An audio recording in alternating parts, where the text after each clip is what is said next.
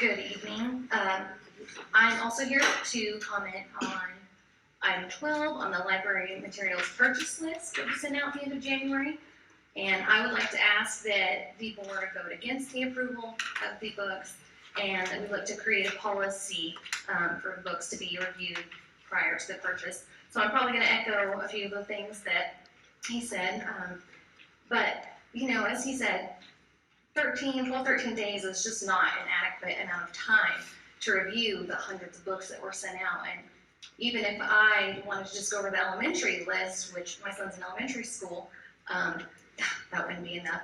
But seeing that he'll be in high school in several years, and most of these books would probably still be in the library in several years, I'd like to review more of them and do my due diligence. So, but as he said, the brief synopsis that was sent out on the list, it was brief and it was vague, and you really have to do your homework to find out what the true content of these books really is. And I have seen some of that content. I know I haven't seen nearly all of it, and in my opinion, it was very inappropriate and made me uncomfortable.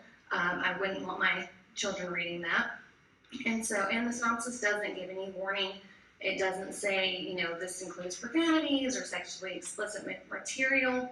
So there needs to be more detail there. But the more important thing to me is that these kinds of profane, vulgar, explicit books, they just really, I don't see anything positive in those for our children. I see no redeeming value. I see no purpose or educational benefit, really. And the purpose of school should be to prepare them for their futures, to go out in the workplace for their future careers. And you can't express that kind of vulgarity and profanity in a professional environment.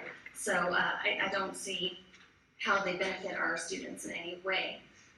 You know, in all likelihood, my son would honestly probably not walk into the library and check out this book, any kind of one of these inappropriate books for any kind of leisurely reading, and I wouldn't allow it as a parent.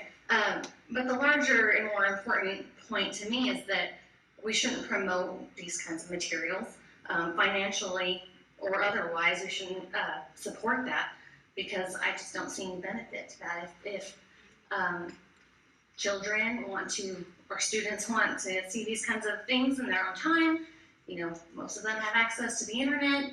They have access to public libraries. I don't think that a public school is a place for these. So again, I would ask that you vote against that and that we look for a better way to review these books in the future.